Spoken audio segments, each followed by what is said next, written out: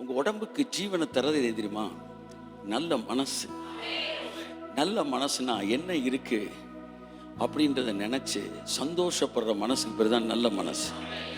எப்போவுமே பாருங்க, இந்த குறைவுகளையே நம்ம யோசிச்சுக்கிட்டு இருக்கக்கூடாது. அதில் இயேசு கிறிஸ்து வந்து எப்படி இந்த பிதாவாகிய தேவன் இந்த உலகத்தை சரி செய்யும் போது எல்லாம் ஒழுங்கின்மை வெறுமையுமா இருக்கு. முதல் நாள் வந்தார், வெளிச்சம் உண்டாகட்டும் என்றார். ஆனால் மரம் இல்லை, என்ன இல்லை, மீன் இல்லை, சூரியன் இல்லை, சந்திரன் இல்லை, மனுஷன் இல்லை, ஒன்றுமே இல்லை, வெறும் வெளிச்சம்தான் இருக்குது. ஆனால் அவர் எதெல்லாம் இல்லைன்னு பார்க்கல பாருங்க, எது இருக்குன்னு பார்த்து அவர் வெளிச்சம் நல்லதென்று கண்டார்.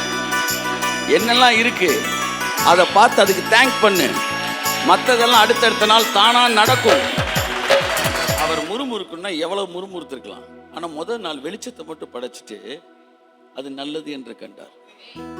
அடுத்த நாள் வராரு, ஜலத்திலிருந்து ஜலம் பிரிய கடவுது என்கிறார். அவர் கூட சில நேரம் நான் பதறும்போது சொல்லுவார், நானே 6 நாள் எடுத்துக்கிட்டேன், நீயே ஒரே நாளில் எல்லாம் முடிக்கணும்னு நினைக்கிற, மெதுவாக பண்ணு, மெதுவாக பண்ணு.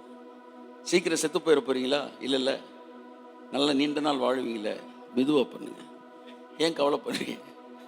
ரொம்ப நாள் வாழ போகிறீங்களே, அப்புறம் ஏன் கவலைப்படுறீங்க? இல்லை சார், சீக்கிரம் செத்துருவீங்க, அப்புறம் ஏன் கவலைப்படுற?